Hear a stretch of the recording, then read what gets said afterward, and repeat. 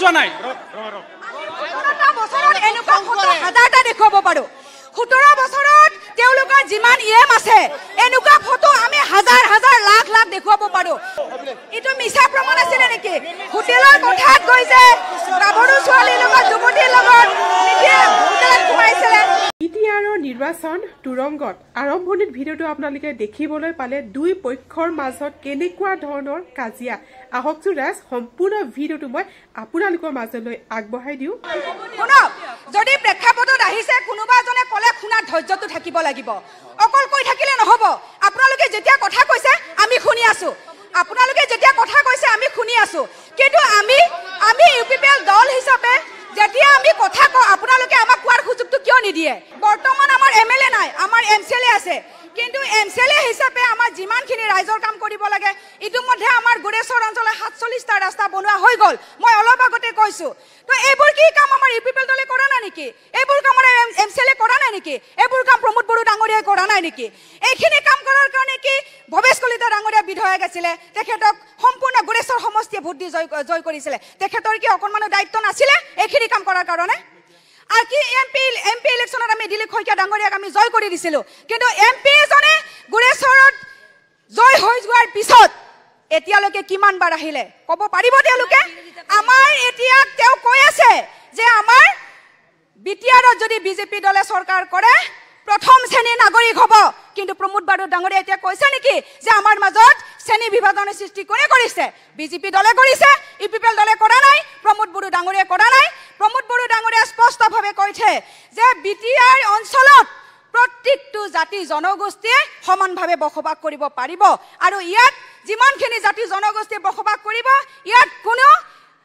ইয়াৰ পৰা ওলাই যোৱাৰ কথা চিন্তা কৰিব নালাগে ভৱেশ কলিতা 2016 চনৰ পৰা ৰঙিয়া বিধানসভাৰ এমএলএ গতিকে 2016 চনৰ পৰা ভৱেশ কলিতা ৰঙিয়া বিধানসভাৰ এমএলএ 2003 চনত বিটিসি চুক্তি স্বাক্ষৰ হৈছিল তেতিয়াৰ পৰা ব্লকটো বিটিসিৰ পৰিষদৰ আণ্ডাৰত গৈছে যি 39টা ডিপাৰ্টমেণ্ট গৈছে তাৰ ভিতৰত ব্লকটো গতিকে ব্লকত ভৱেশ কলিতাৰ একো কাম নাথাকে এমএলএৰ মাত্ৰ কাম এটাই থাকে সেইটো হ'ল যে ইয়াতে অসম দৰ্শনৰ কাম কৰিছে কোনো মন্দিৰ নামঘৰত যাওক ক'ত কৰা নাই এমএলএ ফাণ্ডৰ কাম দিছে গতিকে ইয়াতে আৰু ইয়াতকৈ ডাঙৰ কথা তেওঁ যিখিনি এই যে ঘৰটোত আমি আছো এই ঘৰটোতো তেখেতৰ অৱদান অৰিহণা আছে আৰু এই ওচৰত যে সত্ৰটো সেইটোতো অসম দৰ্শন আঁচনিৰ অৰিহণা আছে গতিকে আমি এই পৰিৱেশটো পাৱাৰ কাৰণে ভৱেশ কলিতাক এটা হাত চাপৰিহে দিব লাগে ঠিক আছে আহি আছো কওক দাদা কওক এতিয়া ভৱেশ কলিতা ডাঙৰীয়াক পাৰ্চেণ্ট লয় বুলি কৈছে তেওঁলোকৰ সহযোগিতা লয় এইটো আমি জানিছো ক'ব উত্তৰটো দিব তেওঁলোকে ইউপিপিএলে কৈছে ভৱেশ কলিতাই পাৰ্চেণ্ট লোৱা বুলি তেখেতৰ হাতত প্ৰমাণ আছে নেকি প্ৰমাণ তেওঁ কেনেকে দিব ব্লকটো যিহেতু 2003 বিটিসিৰ আণ্ডাৰতে থাকে ব্লকটো গতিকে ভৱেশ কলিতাৰ কোনো হাতেই নাই ভৱেশ কলিতাৰ এটা পাৰ্চেণ্ট বিচাৰি যায় কেনেকে অধিকাৰ পাব এইটো গোকাত মিছা কথা সাধাৰণ জব কাৰ্ড ঘৰ সিলেকশ্যন বা সৰু সৰু বস্তুৰ কাৰণে ভৱেশ কলিতাৰ পৰা ব্লকত লিষ্ট যোৱা হয় লিষ্ট পঠোৱা হয় আপোনালোক আছে ঠিক আছে ঠিক আছে কওক লৈছে যদি পিএনডি ডিপাৰ্টমেণ্টৰ ইএম জনে লৈছে গুৰুতৰ অভিযোগ উঠিছে প্ৰতিটো দল অৱশ্যে বিপিএফও আঙুলি টুৱাইছে বিপিএফে উন্নয়ন কৰা নাই এতিয়া কথা হ'ল কি বাইদেউ 22টা বছৰ বিটিসি পৰিষদীয় সমষ্টিত নিৰ্বাচন হ'ল চৰকাৰ গঠন হ'ল এই 22টা বছৰত আমাৰ সামগ্ৰিকভাৱে উন্নয়নৰ কাৰণে কোনে কি কৰিলে সেইটো হিচাপতকৈ এতিয়া তাৰ মানে কোনে কিমান মানে দুৰ্নীতি কৰিছে সেই হিচাপটো বেছিকৈ মানে দেখুৱাব বিচাৰিছে প্ৰতিটো দলসংগত মানে কি ৰাজনৈতিক দলে বিশেষকৈ 3টা দলেই আমাৰ ইয়াত আছে বিপিএফ বিজেপি আৰু ইউপিপিএল গতিকে তেওঁলোকৰ যিখিনি কাম সেই কামখিনিয়ে ৰাইজক আশ্বস্ত কৰিব পাৰিছে নে নাই সাধাৰণ জনতাই ইয়াৰ উন্নয়ন দেখিছে নে নাই আপুনি যদি আজি ইউপিপিএলৰ বিজেপি বা বিপিএফৰ কৰ্মকৰ্তাক বাদ দি সাধাৰণ জনতা এজনক সোধে যে বিটিসিত কিমান সাধাৰণ ৰাইজৰ কাৰণে কিমান কি আঁচনি হ'ল কিমানখিনি প্ৰকৃতাৰ্থ হিতাধিকাৰীয়ে পালে সেই হিচাপটো আপুনি সাধাৰণ ৰাইজৰ পৰা লওকচোন এতিয়াই গোটেইখিনি কথা ওলাব এতিয়া কথা হ'ল ইয়াত কোৱা হৈছে সকলো জাতি জনজাতিয়ে সহ অৱস্থান কৰি পেলাই একেলগে সমিল মিলেৰে আমাৰ মানে দেশখনক আগুৱাই লৈ যাব লাগিব দেশখনক আগুৱাই লৈ যাব লাগিলে একমাত্ৰ আমাৰ মানৱ সম্পদ গঢ়িবৰ কাৰণে শিক্ষা খণ্ডত তেওঁলোকে কি কৰিছে ছাত্ৰ সমাজৰ উন্নয়নৰ কাৰণে কিমান কাম কৰিছে সাধাৰণ গৰীব জনতাৰ কাৰণে তেখেতসকলে কি কি আঁচনি আনিছে আৰু পাইছেনে নাই সাধাৰণ গৰীব জনতাই? আমি যদি গাঁৱে ভূঞে সাধাৰণ জনতাৰ ওচৰলৈ যাওঁ, কিন্তু ইয়াৰ ওলোটা স্বৰূপটো আমি দেখিবলৈ পাম। কি বিজেপি হওক, কি BPF হওক, কি UPPF হওক। কিন্তু আমাৰ কথা হ'ল কি, আমি যিহেতু শৰণীয়া কছাৰীসকল প্ৰায় 4 লক্ষ মানুহ অসমত বসবাস কৰিছোঁ। আমাৰ মূল সমস্যাটো হাজো ককাৰ দিনৰ যিটো আমাৰ অধিকাৰ খৰ্ব কৰা হৈছে, চাৰ্টিফিকেটটো তেওঁলোকে দিয়ক। বাইদেউ আৰু ক'বলগীয়া আছে। এতিয়া কথা হ'ল কি, আমি ইয়াত যদিও পৰ্যালোচনা কৰিছোঁ, সকলোৱে নিজৰ উন্নয়নৰ কথাখিনি কওক, তাৰ হিচাপটো ৰাইজে ল'ব। আৰু কথা হ'ল, যিটো দলে ৰাজনৈতিক দলে আজিৰ তাৰিখত সাধাৰণ ৰাইজৰ কাৰণে কাম কৰিব আহিব, সাধাৰণ ৰাইজে স্বেচ্ছাই তেওঁলোকক আঁকোৱালি ল'ব। উচ্ছেদৰ বিষয় উচ্ছেদৰ বিষয়টো যিহেতু এটা যথেষ্ট আমি দেখিছোঁ স্পৰ্শকাতৰ বিষয়, গৰিয়ামৰীয়া আছে। বহু সময় ধৰি আমি আপোনালোকৰ কাষলৈ আহিব পৰা নাই। অভিযোগ প্ৰতি অভিযোগত অনুষ্ঠান উত্তাল হৈছে, বন্ধও কৰি দিবলগীয়া হৈছে। কি দেখিছে? সকলো আছে ৰাজনৈতিক দল। আজি আমি বৰ্তমান দেখিছোঁ যে এই শুক্লা জলসিঞ্চন প্ৰকল্পটো ধনসিঞ্চনৰ পৰিৱৰ্তন হৈছে। এইকাৰণে ক'ব লগা হৈছে যে ইয়াত কমিশ্যন নিদিলে একো কাম নহয়। ইয়াত বহিৰাগত একাংশ ঠিকাদাৰৰ দপদপনি। আৰু কাৰ কাৰণে সুযোগটো কাৰ কাৰণে আহিছে? এই সুযোগটো কাৰ কাৰণে আহিছে? যিসকল শাসকীয় দলৰ নেতা, মন্ত্ৰী, MLA আছে, তেওঁলোকে ইয়াত কিয় হস্তক্ষেপ কৰা নাই? তেওঁলোকৰ কৰণীয় কি আছিল?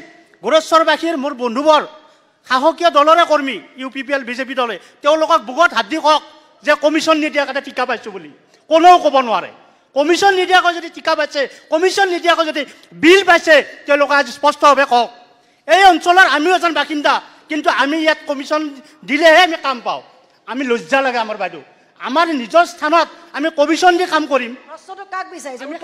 শাসকীয় দলৰ প্ৰত্যেকজন বিষয়ববীয়াক ক'ব বিচাৰিছোঁ যে গোৰেশ্বৰত যদি এই জলসিঞ্চনৰ কাম যদি সঠিকভাৱে ৰূপায়ণ হয়, ইয়াৰ অনুদানসমূহ যদি সঠিকভাৱে ৰূপায়ণ হ'লহেঁতেন, কৃষকে মিনাৰেল ৱাটাৰে খেতি কৰিব পাৰিলেহেঁতেন। কিন্তু আজি সেইটো হোৱা নাই।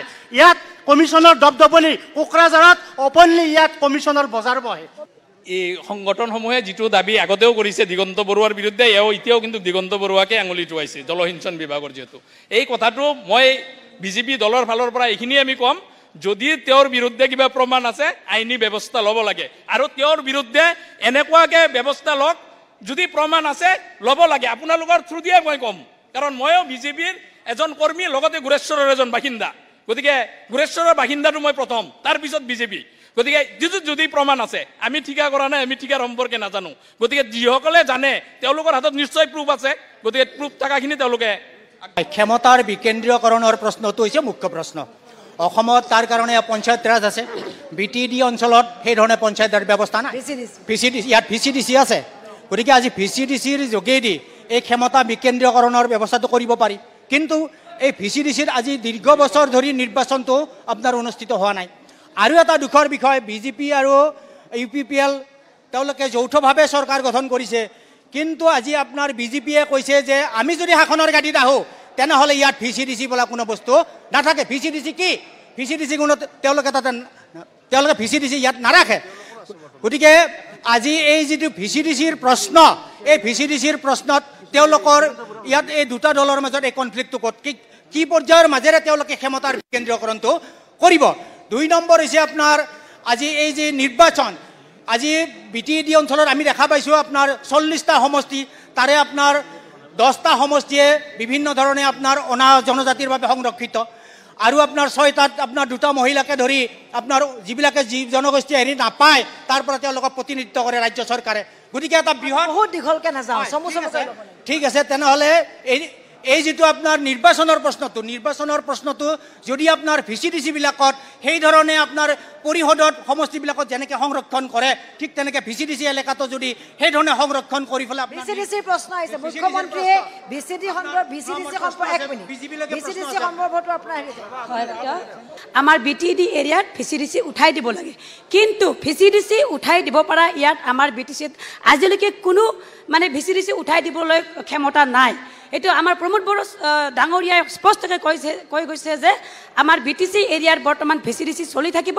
সেইটোৰ কাৰণে যাৰ ফলত আমাৰ আজি প্ৰতিটা VCDCত ছেক্ৰেটাৰী দিয়া হৈছে। চৰকাৰী হিচাপত ছেক্ৰেটাৰী প্ৰতিটা VCDCত এজনকৈ কৰ্মচাৰী দিয়া হৈছে, যাৰ ফলত বিগত 17 বছৰত এই VCDCত বিভিন্ন ধৰণৰ দুৰ্নীতিৰ কামবিলাক চলাই লৈ গৈছিলে। MG এন্ড্ৰিকাৰ কামবোৰ সকলো দুৰ্নীতিভাৱে চলাই গৈছিলে। ইয়াত MG এন্ড্ৰিকাৰ যোনটো জব কাৰ্ডৰ কথা কৈ গৈছিলে জব কাৰ্ড হয় জব কাৰ্ড বহুত দুৰ্নীতি হৈছিলে সেই 17 বছৰত জব কাৰ্ড কোনো জব কাৰ্ড নিজৰ হোল্ডাৰৰ হাতত কমকৈ সুধিব লাগিব দুৰ্নীতিৰ কথা কৈছে BPF আছে 17 বছৰ উঠাই দিব নেকি বাইদেউ 400 কিমানজন তেওঁলোকে সেক্ৰেটাৰী এপইণ্টমেণ্ট দিয়া বুলি ক'লে আমিতো সংবাদ মাধ্যমত গম পাইছোঁ তেওঁলোকৰ কোনো ফাইনেন্সিয়েল এপ্ৰুভেলেই নাই তেওঁলোকৰ ফাইনেন্সিয়েল এপ্ৰুভেল নাই আমি এই কথাটো আমি গম পাইছোঁ তেওঁলোকে দুৰ্নীতি হোৱা বুলি কৈছে বাইদেউ 1 মিনিট সেইদিনা ফৰেষ্টৰ এপইণ্টমেণ্ট হৈ গ'ল বাইদেউ সেইদিনা ফৰেষ্টৰ এপইণ্টমেণ্ট হৈ গ'ল তেওঁলোকৰ ফৰেষ্টৰ ফেৰেংগাৰ জীয়েক 1 নম্বৰত আছে ইণ্টাৰভিউ নিদিয়াকৈ চাকৰি পাইছে বুলি কৈছে সেই কথাটো তেওঁলোকৰ ফেৰেংগাই কিন্তু জবাব দিয়া নাই প্ৰমাণযোগ ফেৰেংগাই কিয় জবাব দিয়া নাই এতিয়ালৈকে ফেৰেংগাই নিজেই এজন ফেৰেংগাই জবাব দিয়ক ফেৰেংগাই জবাব দিয়ক আপোনালোকৰ এই ফটোটোৱে আপোনালোকক এই চেয়াৰমেনজন আপোনালোকৰ BPF-ৰ মানুহৰ উচতনিত হৈছে BPF-ৰ মানুহৰ উচতনিত হৈছে এই চেয়াৰমেনজন আপোনালোকৰ মানুহৰ উচতনিত এই ফটো উঠাই পেলাই ভাইৰেল কৰা হৈছিলে শুনক তেখেতে যিটো ফটোটো দেখুৱাইছে এই ফটোটো আমাৰ UPPL দলৰ চেয়াৰমেন হয় কিন্তু BPF-ৰ মানুহৰ উচতনিত এইখিনি কাম কৰিছে তেওঁলোকৰ BPF-ৰ মানুহৰ উচতনিত এইখিনি কাম কৰিছে উচতনিত হৈছিলে তেওঁলোকৰ চেয়াৰমেন স্বীকাৰ কৰিছে উচতনিত হৈছিলে কাৰণ BPF-ৰ মানুহে UPPL-ৰ চেয়াৰমেনক বদনাম কৰিবৰ কাৰণে এইখিনি কাম কৰিব দিয়া হৈছিলে এইখিনি UPPL-ৰ টকা নহয় এইখিনি টকা UPPL-ৰ নহয় এইখিনি টকা BPF-ৰ হয় BPF-ৰ টকা দি পেলাই তেওঁলোকে ফটো ভাইৰেল কৰিব দিয়া হৈছিলে BPF-ৰ মানুহে এইখিনি টকা দি ভাইৰেল কৰিব দিছিলে শুনক এতিয়া এইটো BPF দলে এতিয়া UPPL দলক কোনো এটা খুদ দেখুৱাব নোৱাৰে যে UPPL-এ দুৰ্নীতি কৰিছে তেওঁলোকে দুৰ্নীতি কৰাৰ বাদ এটাটো লাগিব আমাক UPPL দলক জগৰীয়া কৰিবৰ কাৰণে এটাটো বাদ লাগিব সেই বাদটো দেখুৱাবৰ কাৰণে এইবোৰ অপপ্ৰচাৰ কৰা হৈছে এইবোৰ তেওঁলোকে নিজে জানি বুজি খাজি ফেলে অপপ্ৰচাৰ কৰিব আহিছে কাৰণ এতিয়ালৈকে UPPL দলে কোনো দুৰ্নীতি কৰা নাই আমাৰ UPPL দলৰ আদৰ্শ নীতি হৈছে আমি দুৰ্নীতি নকৰো কেতিয়াও শুনিলক BTR ৰেকৰ্ডৰ কেইটা দফা কাৰ্যকৰী কৰি তেওঁলোকে কওক ৰঞ্জন দৈমাৰী তেওঁ ইয়াতে স্বাক্ষৰকাৰী ৰঞ্জন দৈমাৰী আজিও কিয় জেলত আছে ৰঞ্জন দৈমাৰীক জেলত থৈ তেওঁলোকে কিয় বিগত 17 বছৰ আমি যিমানখিনি কেলেংকাৰ দেখিছিলোঁ ধন দাবীৰ পৰা অপহৰণৰ পৰা গুলাগুলি বম বাৰুদ ঘৰ জ্বলোৱাই সেই 17 বছৰ আমি যিমানখিনি পাই আহিছিলোঁ অন্তত আজি 5টা বছৰত আমি শান্তিটো পাইছোঁ BTR চৰকাৰ হোৱাৰ পৰা আমাৰ এই BTR অঞ্চলত কোনো ধৰণৰ কেলেংকাৰী হোৱা নাই কোনো ধৰণৰ বন্ধ হোৱা নাই আমাৰ ল'ৰা ছোৱালী সুন্দৰকৈ স্কুলত যাবলৈ পাইছে সকলো ব্যৱসায়ীসকলে সুন্দৰকৈ ব্যৱসায় কৰিবলৈ সুযোগ পাইছে কোনো ধৰণৰ ইয়াৰ সংঘাত আমি দেখিবলৈ পোৱা নাই বাইদেউ সকলো জাতি জনগোষ্ঠীক লৈ আমি সুন্দৰকৈ বসবাস কৰি আছোঁ ইয়াত এতিয়া বৰ্তমান আহি 17 বছৰত যি BPF আৰু BJP দল কৰিলে তেখেতে যি চৰকাৰ গঠন কৰিলে সেই সময়ত তেনেহ'লে যদি ভাল কাম কৰিছিলে আজি আমাৰ প্ৰমোদ বড়ো ছাৰ ডাঙৰীয়া কৰিবলগীয়া একো কাম থাকিব নালাগিছিলে আজি বিভিন্ন দল সংগঠনে ক'ব খুজিছে যে কি কৰিছে তেনেহ'লে 17 বছৰত যদি সকলো কাম যদি উন্নয়নৰ কাম কৰি গৈছিলে তেনেহ'লে আজি আপোনালোকৰ মুখে কিয় ওলাইছে আমাৰ BTR চৰকাৰে এই 5টা বছৰত যিমানখিনি কাম কৰিছে সেই 17 বছৰ কৰিব পৰা নাছিলে উন্নয়নৰ কথা ক'বলৈ গ'লে আমি বিভিন্ন ধৰণৰ ইয়াত আমি দেখাব পাৰোঁ আমাৰ BTR-ৰ প্ৰমোদ বড়ো ছাৰ ডাঙৰীয়া এই গড়েশ্বৰ সমষ্টিৰ কি উন্নয়নৰ কাম কৰিছে সকলো ৰাইজে দেখিছে সকলো ৰাইজে মানে জানি সকলো ৰাইজ এতিয়া আমাৰ UPPL দলত সমৰ্থন কৰিব আহিছে ইয়াত কোনো জাতি জনগোষ্ঠী কৰা নাই তেতিয়াহ'লে এজন ৰানিং MCLA যদি নুমাই কিনে বেলেগ কেণ্ডিডেট কিয় দিলে আপোনালোকৰ কি কাণত দিলে যদি ভালে কাম কৰিছে তেখেতক কিয় টিকেট দিয়া নাই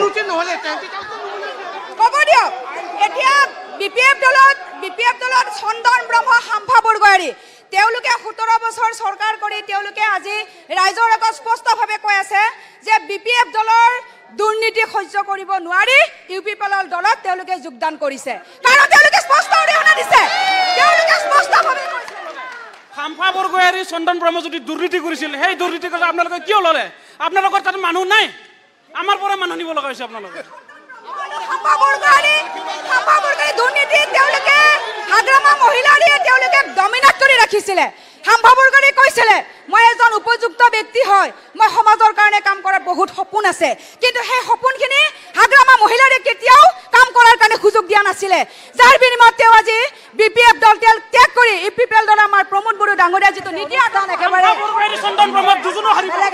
খাম্ভা বৰগোহাঁই দুটা সমষ্টিত হাৰিব, চন্দন ব্ৰহ্ম নিজৰ সমষ্টিত হাৰিব।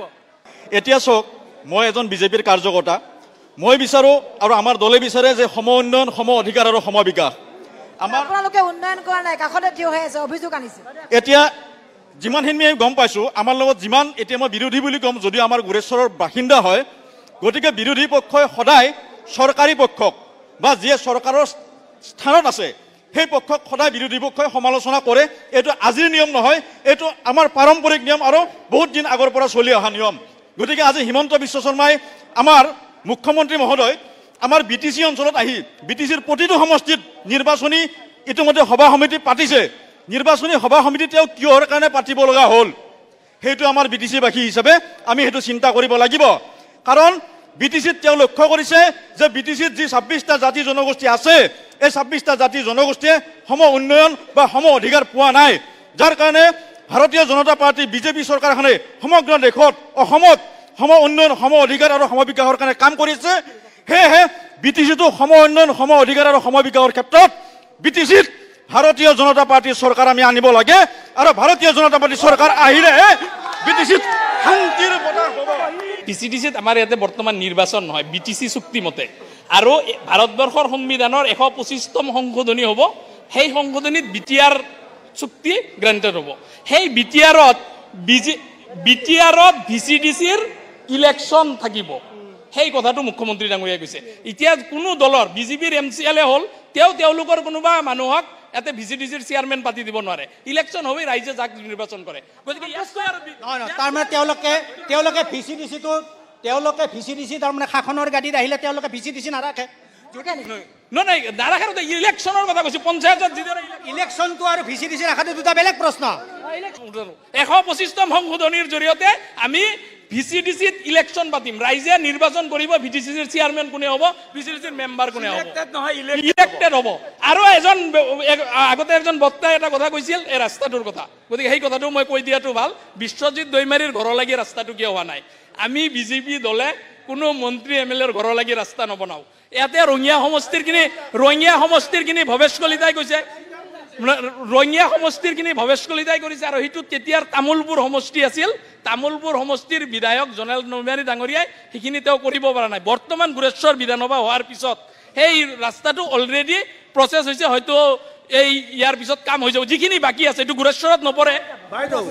বাইদেউ এই কৈ থকা প্ৰচেছ হৈ থকা কথাটো 2 বছৰ আগৰ পৰাই। 2 নম্বৰ, বিজেপিৰ এজন প্ৰতিনিধিয়ে ক'লে যে সম অধিকাৰ দিব। তেনেহ'লে মই পোনে পোনে প্ৰশ্ন কৰিছোঁ, শৰণীয়াসকলৰ জনজাতীয় প্ৰমাণ পত্ৰ কি কাৰণে আজিও বঞ্চিত হৈ আছে? তেখেতসকলে যে কৈছে সম অধিকাৰ, মইতো কওঁ সম অধিকাৰ আমি 1% পোৱা নাই। কাৰণ কিয় পোৱা নাই? BTR চুক্তিখন কৰিছে, কিন্তু চুক্তি কাৰ্যকৰী আজিও নহ'ল। এক মিনিট মোৰ ক'ব লগা আছে। আৰু দ্বিতীয় কথা কৈছে তেখেতসকলে উন্নয়ন। আজি গোৰেশ্বৰৰ পৰা তামোলপুৰ যোৱা এখন দলং কথাই কোৱা হৈছে।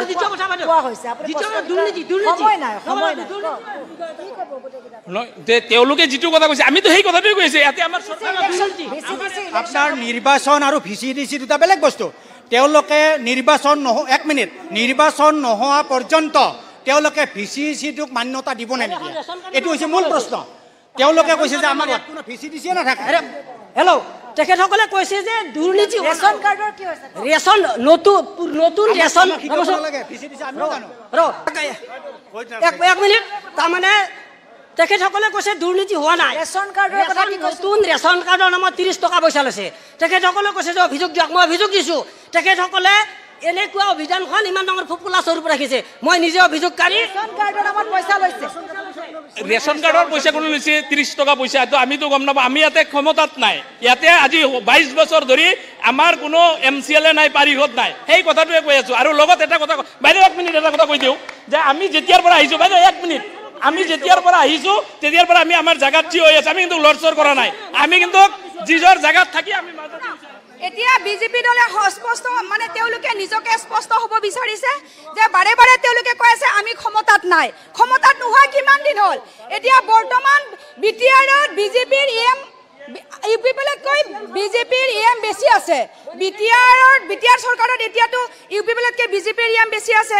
বিজেপিৰ বিধায়ক আছে গতিকে তেওঁলোকে এতিয়া গা সাৰিব বিচাৰিছে যে আমি ক্ষমতাত নাই আৰু বিচাৰিছে আপোনালোকে নহয় তেওঁলোকে যদি নাজানে এই 22 বছৰ ধৰি গুৰেশ্বৰ পৰিষদী সমষ্টিত বিজেপিৰ কেণ্ডিডেট নাই MCLA হোৱা নাই এই কথাটো তেওঁলোকে যদি নাজানে মই তেওঁলোকক সোঁৱৰাই দিছো আৰু গুৰেশ্বৰ একেবাৰে শেষ সময় আৰু মই ঠিক আছে আৰু মই BPF দললৈ এটা পোনপটীয়া প্ৰশ্ন কৰিব বিচাৰিছো হাগ্ৰামা মহিলাৰী ডাঙৰীয়াই যদি বিটিআৰ অঞ্চলৰ কাৰণে ইমান ভাল চিন্তা কৰিব পাৰে তেখেতে আজি 5 বছৰে এজন MCLA হয় বিধানসভাত কিয় উপস্থিত নহল আৰু দ্বিতীয় কথা হল এতিয়ালৈকে বিজেপি আৰু BPF দলে মহিলাক সন্মান জনাব নাজানি এতিয়ালৈকে কোনো এটা সমষ্টিত মহিলাৰ কেণ্ডিডেট দিবৰ কাৰণে তেওঁলোকক সাহস নহল কিন্তু আমাৰ UPPL দলে ইতিমধ্যে তিনিটা সমষ্টিত মহিলাক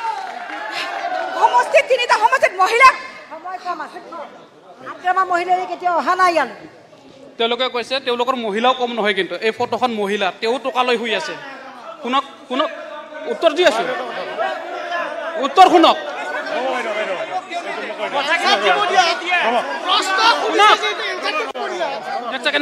ৰাজনীতিত যদি আহে এটা কথা অভিজ্ঞ হ'ব লাগে শুনক এইবিলাক কি তেওঁলোকে হাৰিব তেওঁলোকে তেওঁ যিখিনি ফটো তৈয়াৰ কৰি আনিছে আমি ভালেই পাইছো কিন্তু আৰু ইয়াতে দুটামান ফটো প্ৰয়োজন আছিলে মহেশ্বৰ বসুমতাৰী আমাৰ গুৰেশ্বৰ আছিলে তেখেতৰ যিটো আমাৰ চাহপাত বাগানৰ যিবিলাক ফটো আছিলে শুক্লা সেৱা গণেশ কছাৰী ডাঙৰীয়া আছিলে তেওঁৰো বহুত ধুনীয়া ধুনীয়া ফিল্ম কৰাৰ দৰে ছবি আছিলে সেইবোৰ যদি আমাৰ ৰাইজৰ মাজত স্পষ্ট কৰি আনিব পাৰিলেহেঁতেন তেতিয়া তেওঁলোকক আমি ধন্যবাদ দিলো হয় এইখিনি ফটো আনিছে ভালেই হৈছে উন্নয়নৰ লগত জড়িত বিষয় আৰু কাৰোবাৰ পাৰ্চনেল লাইফত কিবা সংঘটিত হৈছে সেইটো চবত বেলেগ কথাটো শুনি লওক আৰু দ্বিতীয় কথাটো হাগ্ৰামা মহিলাৰী ডাঙৰীয়া দিলীপ বড়ো ধৰা খাইছিলে আমি পাৰ্চনেল কথা ক'ব যোৱা নাই 17টা দেখুৱাব পাৰো 17 বছৰত তেওঁলোকৰ যিমান আছে এনেকুৱা ফটো আমি হাজাৰ লাখ দেখুৱাব পাৰো আমাৰ তাত এতিয়াও প্ৰমাণ আছে কিন্তু এইটোৰ বাহিৰে তেওঁলোকৰ একো তথ্য নাই আমি যিখিনি তথ্য দিছো তেওঁলোকে নহয় বুলি ক'ব পৰা নাই আমি যিখিনি তথ্য দিছো তেওঁলোকৰ আমাৰ চেয়াৰমেন নহয় বুলি ক'ব পৰা নাই শুনক বাইদেউ আমি তথ্য লৈহে কথা কৈ আছো হাগ্ৰামা মহিলাৰী ডাঙৰীয়াই ইমান দিনে যে আমাৰ কোনো উপস্থিত নাই বুলি ক'লে আপোনালোকে তাৰ উত্তৰটো দিয়ক আপোনালোকে ৰাজনীতিত থকা ব্যক্তি প্ৰত্যেকে জানিব লাগে যে প্ৰতিটো বিৰোধী দলৰ এজন দলপতি থাকে বিধায়িনী দলৰ তেওঁ যদি তাত উপস্থিত থাকে হাগ্ৰামা মহিলাৰী ডাঙৰীয়া তাত যাব লগা একো নাথাকে BPF দলে 17 বছৰত নিজা ববিয়াকে কিমান ট্ৰেক্টৰ কেলেংকাৰী 125 কোটি টকাৰ ট্ৰেক্টৰ কেলেংকাৰী বস্তু হয় এইবিলাক এনে বনোৱা হয় এইবিলাকৰ একো প্ৰমাণ নাই এইবিলাক এনে বনোৱা হয় আজি হাগ্ৰামা মহিলাৰীয়ে গুৱাহাটীত 22 কোটি টকাৰ মাটি বিক্ৰী কৰিবলৈ ক'ত পালে প্ৰমোদ বড়ো ডাঙৰীয়াৰ বাইদেউ ৰঙিয়াত মাটি কিনি চাওক পাৰুল ভৰালীৰ মাটিবিলাক চব ৰঙিয়াত আমি 22 কোটি টকাৰ মাটি বিক্ৰী কৰিলে সেইবোৰ কি কেলেংকাৰী নাছিলে 16 বিঘা মাটি গুৱাহাটীত আছে পইচা নাই কোনোবাই যদি উদ্যোগ খুলি বেপাৰ কৰি ব্যৱসায় কৰি সেইটো যদি মাটি কিনিছে সেইটো তাত ক'ত অসুবিধাটো আছে বিক্ৰী কৰিলো আৰু 16 বিঘা মাটি আছে গুৱাহাটীত 16 বিঘা মাটি আৰু বাকি আছে বিক্ৰী কৰিবৰ কাৰণে বুজে নেকি প্ৰমোদ বড়ো ডাঙৰীয়াৰ চব নিউজত ওলাই আছে পেপাৰত ওলাই আছে সেই কথাটো আপোনালোকে যুক্তি সহকাৰে খণ্ডন কৰিব এইটো কি মিছা আছিলে নেকি গণেশ কছাৰীৰ এইটো মিছা আছিলে নেকি তেতিয়া হলে গণেশ কছাৰী ডাঙৰীয়াৰ এইটো কি মিছা প্ৰমাণ আছিলে নেকি এইটো মিছা প্ৰমাণ আছিলে নেকি হোটেলৰ কোঠাত গৈ যে গাভৰু ছোৱালীৰ লগত যুৱতীৰ লগত হোটেলত ঘুমাইছিলে এইটো কি মিছা আছিলে উত্তাল হৈ পৰিছে BTR আমি দেখিছো BTC নিৰ্বাচন চমু চাপিছে শাসক বিৰোধী সকলোৱে নিজৰ শক্তি প্ৰমাণ কৰিছে